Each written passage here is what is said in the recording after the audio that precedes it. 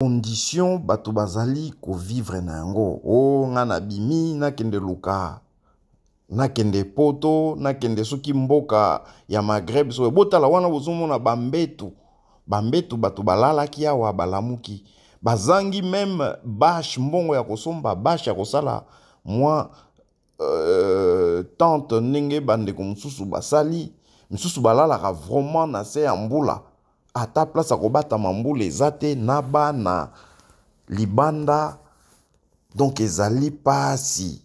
Le Congo c'est le paradis sur terre. Même si on sait que bon, il y a des soucis en ce moment, il y a la guerre, mais normalement, en fait, quand il y a des guerres, moi je vois l'exemple du Mali. Les Maliens, ils étaient en guerre. Hein, et donc eux, ils ont fait quoi? Il y a les militaires qui se sont levés, les habitants qui se sont levés, qui ont fait grève. Et jusqu'à maintenant, ils se battent. Ils se battent pour récupérer leur pays. Et vraiment, ils ont vraiment beaucoup avancé par rapport à leur bataille pour récupérer leur pays. Donc petit à petit, ils avancent et récupèrent le pays petit à petit. Et donc moi, je pense que les Congolais, au lieu de risquer sa vie et de mourir en mer, autant mourir au Congo en se battant, en défendant son pays.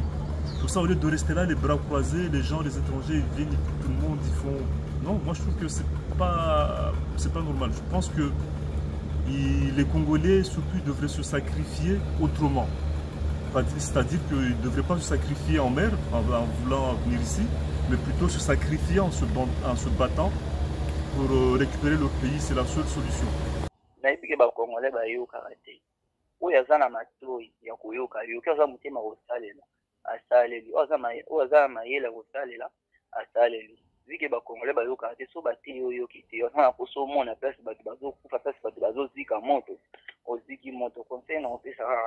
Soki moyen ezati ya koyana voie normal bavanda to balukana musu basala Congo pe profiter ya te to mona badusu bana mapango basape bambonga balocataire poto ezaka te sokomi poto mwa pumbonge banyo kuya te baria te pe mususu eza même si bato baza kuna na Paris pe bola libanda souffrance eza partout so ça pe ba faire na okoma to ça pe business o sala pe ba voyage wana zo kende zo zonga bato ba sa ba commerce ba tiki ba jeune fille na ngola to mona bango bakenda bakwenda vutuka ezateka soko mipoto moko millionnaire ya bansubi bakenda kala pe batala mukanda te moyen ozonga Kinshasa mpe ezate. Moi je sais pas ce qu'on leur raconte quand ils sont chez eux là-bas là. Je sais pas ce qu'on leur dit, je sais pas si on leur dit que c'est le paradis, ils viennent ici, ils vont être comme des rois sur terre, mais non. Il faut voir comment ils vivent ici. Ces gens-là ils souffrent ici, ils n'ont pas de maison, il y en a qui dorment dehors sur la route à Cavani. Moi je trouve que quand même c'est assez dommage que les gens ils payent beaucoup d'argent, parce que à mon avis le voyage quand même il a un certain coût. Que les gens dépensent beaucoup d'argent pour risquer leur vie et arriver jusqu'à Mayotte et au final vivre dans ces conditions là quoi. Donc à mon avis si on a de l'argent comme ça, autant peut-être investir dans les pays, dans leur pays d'origine et puis essayer de s'en sortir. Je pense que ça serait mieux, parce que là c'est comme si ils jettent de l'argent à la mer et s'ils arrivent à traverser et viennent ici, ils souffrent quoi. Mbote Mokil Mobimba Balandia haut-parleur, tout ça précisément dans l'océan Indien, na île française ya Mayotte. Awa na kati ya île oyo makambo ezali kolekana awa ezali pasi mingi bandeko na biso bazali komona pasi mingi. Tozali kokati ya likolo ya bato, bozali komona bino moko poto kende kozwa na bilili souffrance ya bandeko ya bakongolais ya pays ya Grand Lac oyo bazali komona na mboka oyo. Pasi bandeko mususu bazali kolala libanda, bazali konyokela mbula awa toza na kati ya île ba tempête tropicale ezalaka wa makasi. Imaginez bato bazolala na bandako ya bâche soki tempête ye ekobalaye bino, mais Congolais atiki mboka na ye aye awa bango mokutu awa mboka eza tellement mukie pasi eza makasi baza na besoin ya sécurité, mais bapaya lisusu baye kotondela bango yango balingi basala bagrève, basali bagrève, babare baroute tout ça po bamoni ke mboka eza moke bapaya bakomi koya ebele babeleli na France aya kotia ordre parce que bango bazali français mais na kati ya île ya océan Indien. Donc na bandeko ya bango moko kutu awa bokolanda bako témoigner parce que bazo mona awa bango moko déjà bana mboka ebongo bandeko mususu ya libanda soki bayepe ezotondisa lisusu mboka lokola mboka eza mukie. Donc insécurité komi makasi. Donc yango wana toye bolandaka ntango nyonso ndeko Gershon Mukendi mais lelo biso pe équipe ya sima to telemi poto talisa bino nini oyo ezali koleka awa. Botala bino moko awa condition bato bazali ko vivre na yango. O ngana bimi na kende luka na kende poto na kende soki mboka ya Maghreb so botala wana bozomona bambetu bato balalaki awa balamuki bazangi même bâche mbongo ya kosomba bâche ya kosala moi tante ndenge bandeko mosusu basali mosusu balalaka vraiment na se ya mbula ata place ya kobatama mbula eza te na bana libanda. Donc ezali pasi makasi. Donc bandeko oyo balalaka na bango awa libanda mai ya kosukola ya komela eza te bazomela mai ya caniveau bazomela bamai moko vraiment ezouta na se ya mabele et puis bazosala babesoin na bango kaka pembeni ya mai wana. Bota neti oyo alalaka ne poma libanda neti mama wana na bidon na ye so moni système wana ya bidon bino mo boyebi bato na biso oyo. Donc ndenge za wana bidon wana, donc ça veut dire que azo préparer akende na mwa pointard moko po a se soulager po bidon wana mai ya kosukola mwa muke. Donc eza pasi condition ya vie oyo bazali komene awa eza vraiment très difficile. Botala kabino moko wana bozomona na musika wana bato balali. Na musika wana bozomona bato balali libanda oyo toza na tongo makasi ta misusu bazola mukaka deja. Wana soki mbule ye na yebi kutu te soki bakolala wapi. Donc soki bakokende wapi po balali wana deja. Mais moye babima ezate place pe ya kobatama ezate mbula soki ye bakopola mbula wana lobi bazwi bilamba bakausi po place ya kokende ezali te. Donc ezali vraiment pasi ba condition moko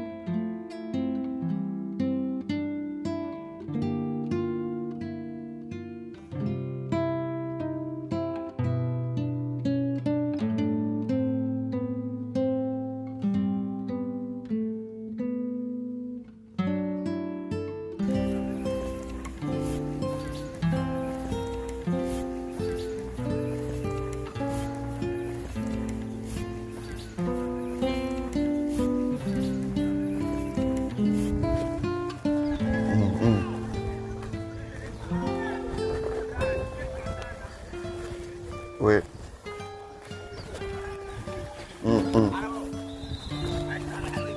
Moi, relation ezali quoi.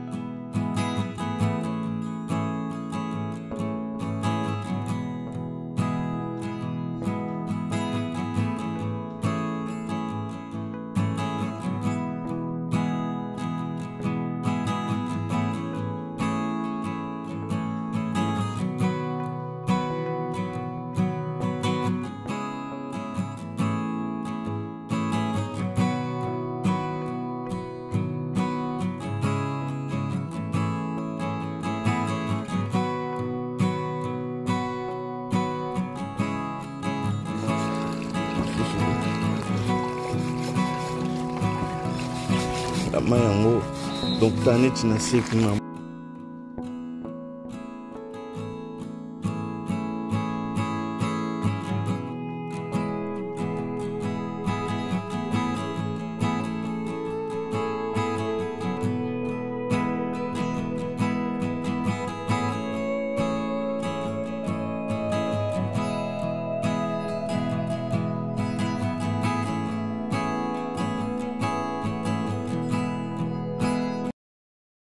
yo tango moni yango ndenge mboka ngo eza nango mwa bien eza mwa bien mais par rapport makambo mosusu badifficulté ezangaka te yango balobaka ma ekufela mbwa moto amela yango kaka mopaya makambo mosusu toyeba mpe toyokaka kaka basango boye ye moso omisi le terrain nde oyeba baréalité yo ndenge bayebisaki yo ke ozokende France donc yo obulaki ke so okomi kuna na mboka ngo wana donc ngeli ou soit yo moko baréalité nini omoni kuna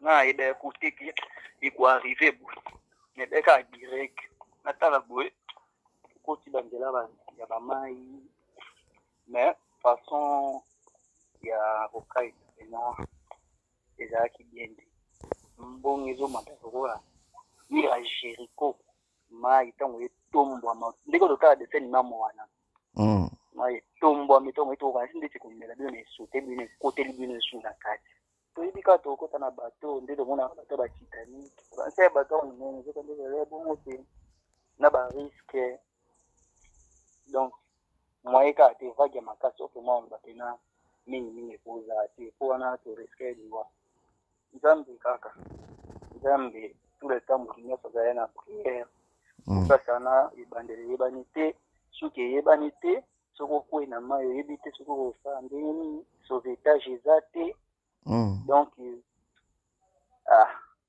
nzambe kaka totyai kaka nzambe liboso espoir nyonso esila ebeya na motema tosilaki espoir na motema mpe bakuna likolo ya masuala bazotindika bino mpe na makasi ntango baotindika makasi yanso obangi nde baotindika mpo kweya kaka kodinda na mai mpe okelibela famille ebosani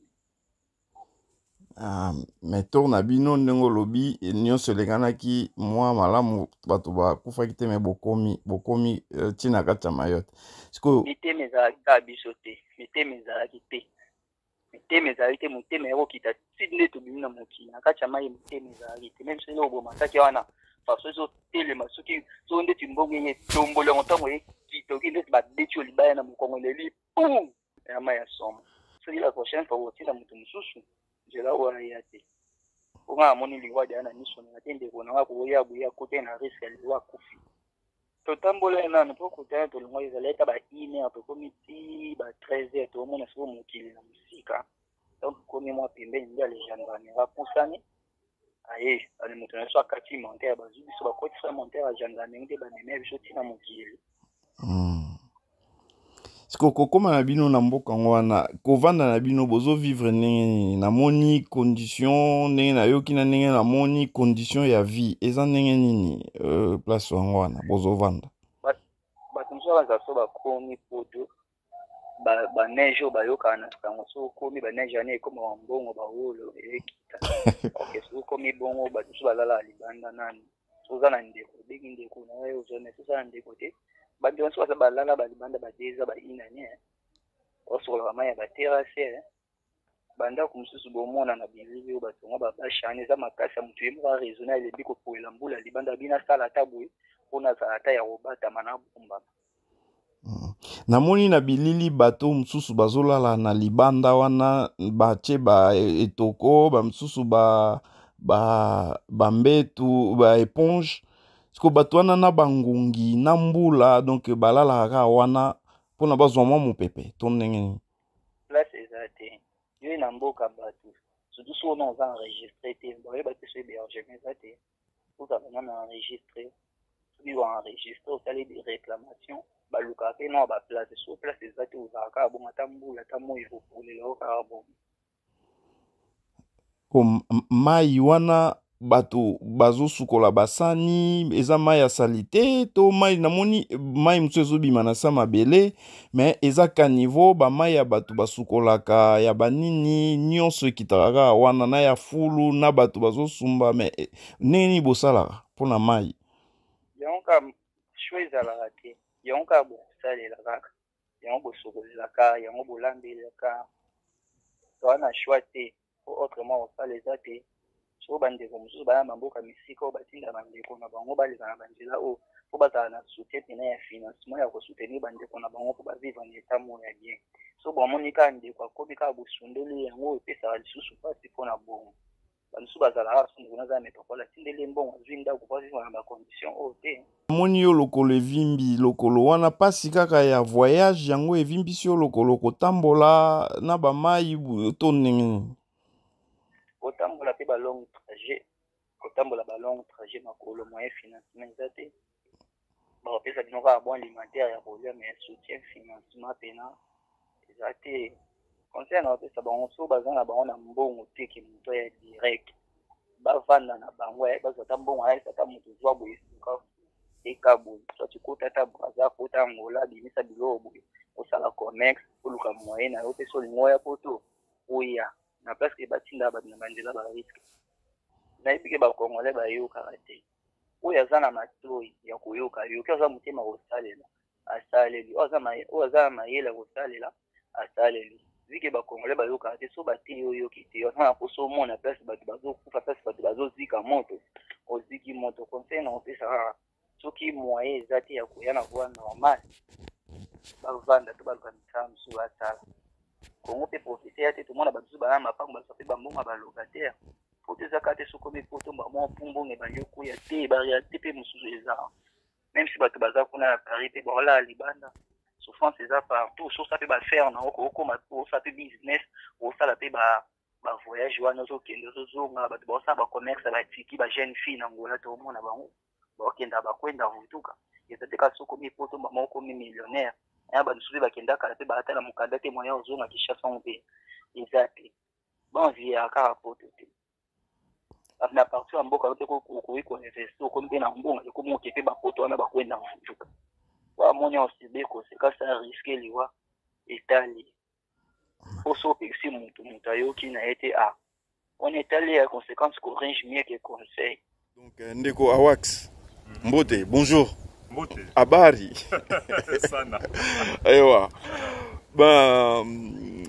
On est avec vous aujourd'hui pour que vous puissiez nous dire exactement ce qui se passe ici dans cette île. Nous voyons il y a des barrages. Qu'est-ce que vous réclamez exactement par rapport aux immigrants qui sont ici?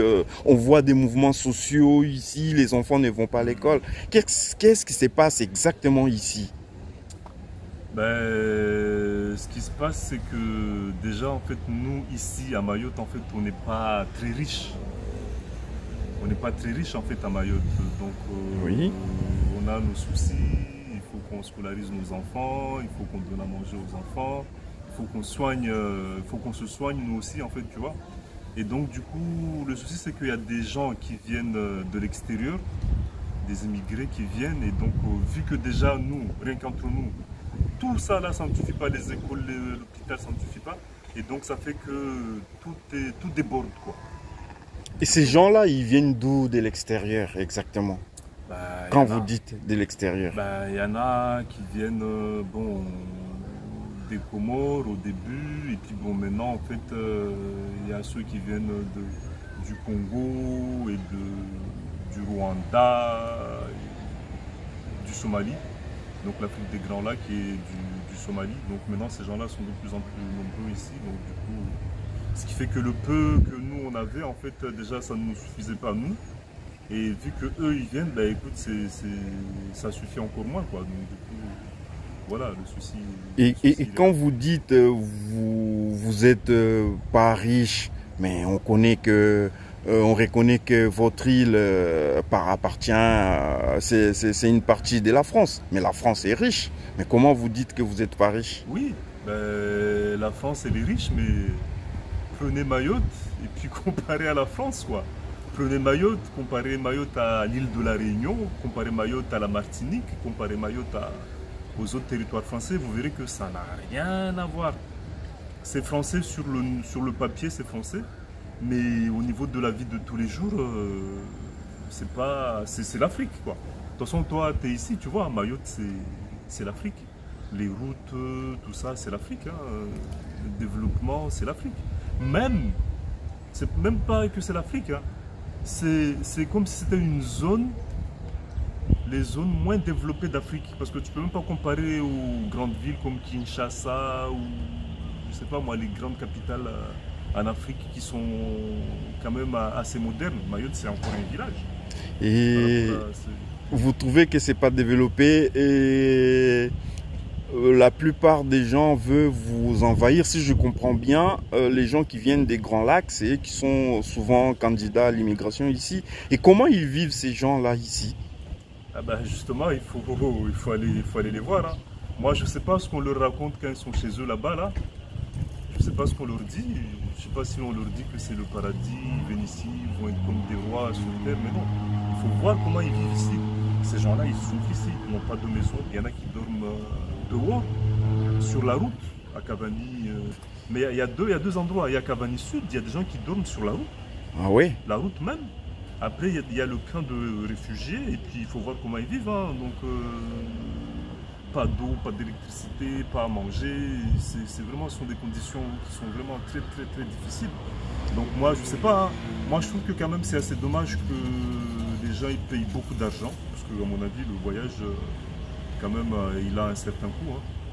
Que les gens dépensent beaucoup d'argent pour risquer leur vie et arriver jusqu'à Mayotte. Et au final, vivre dans ces conditions-là, quoi. Donc, à mon avis, hein, si on a de l'argent comme ça, autant peut-être investir dans les pays, dans leur pays d'origine et puis essayer de s'en sortir. Je pense que ça serait mieux parce que là, c'est comme si ils jettent de l'argent à la mer et s'ils arrivent à traverser et viennent ici, ils souffrent, quoi. Déjà, ça arrive qu'il y ait même des gens qui meurent en mer, qu'on ne les retrouve même pas. Donc, ce sont des choses qui arrivent souvent. Donc voilà. Et qu'est-ce que vous conseillez aux candidats qui veulent quitter leur terre pour aller chercher, précisément les Congolais qui veulent quitter, bon, vous connaissez un peu le Congo, la RDC, vous conseillez quoi aux Congolais qui veulent quitter leur terre pour venir ici?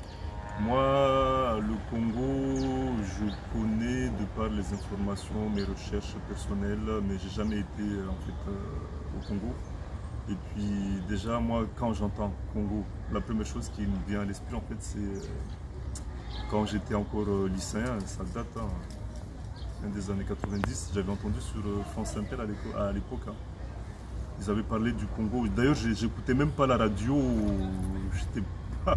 Mais en fait, je passais par hasard et j'ai entendu les informations sur la radio. Ils ont parlé justement du Congo. Et ils disaient que le Congo, c'est le pays le plus riche au monde.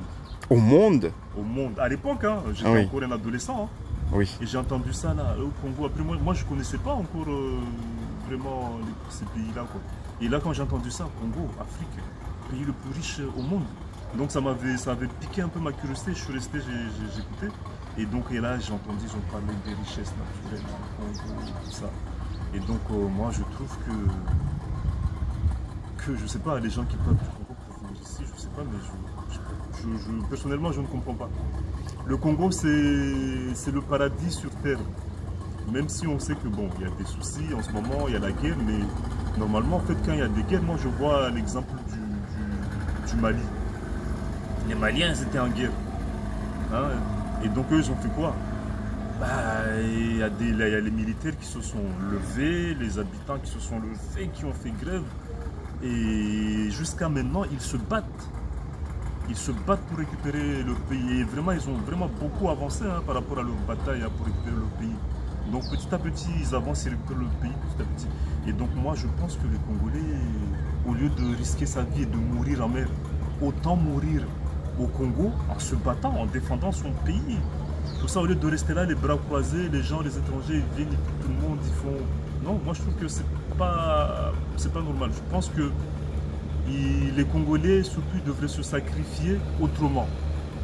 C'est-à-dire qu'ils ne devraient pas se sacrifier en mer en voulant venir ici, mais plutôt se sacrifier en se battant pour récupérer leur pays. C'est la seule solution. Et d'ailleurs, hein, moi-même, tu me vois comme ça, là, mais moi-même, j'ai envie de venir, je sais pas, Inch'Allah. Hein. Bon, de toute façon, on se connaît tous les deux, on a déjà discuté. Moi, c'est un rêve, je sais pas si ça va se réaliser un jour ou pas, on verra bien, Inch'Allah, ça va se réaliser. Mais moi, mon rêve, c'est de venir habiter au Congo. Habiter au Congo et devenir congolais. Et puis devenir congolais. Ah.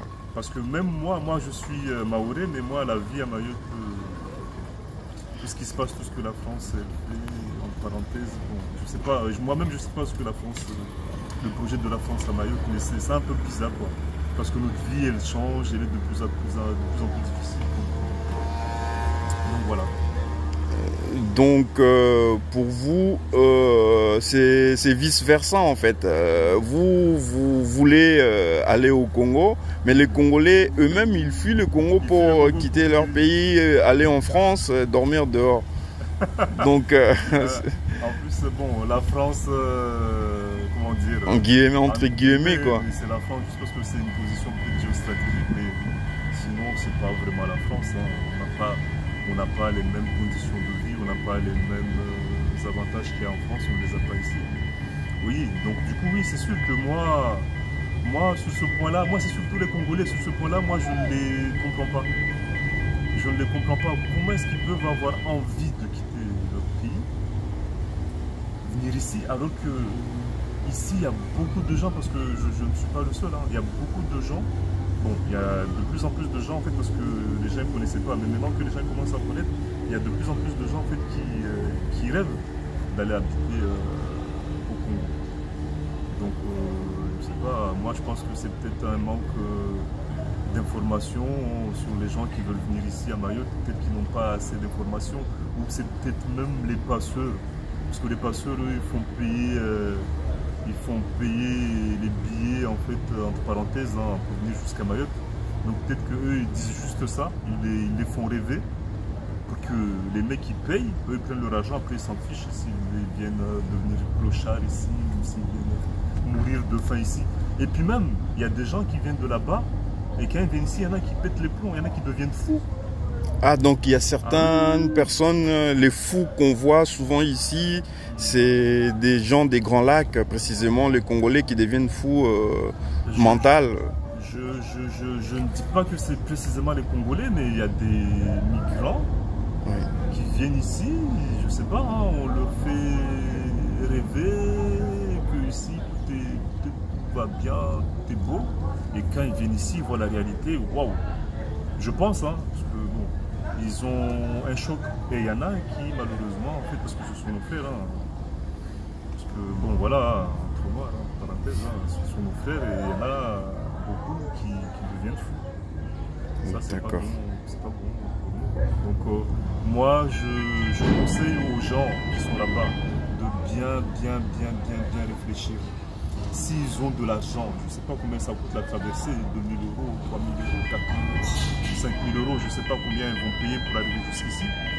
Mais je pense que cet argent-là, à mon avis, ils devraient plutôt bien réfléchir et puis l'investir sur quelque chose qui peut en fait les rendre, entre parenthèses, autonomes financièrement et qui puissent gagner leur vie là-bas chez eux, quoi. Parce qu'on n'est jamais mieux que chez nous, là où on a grandi, là où on a nos familles. Donc l'étranger, bon, c'est toujours difficile.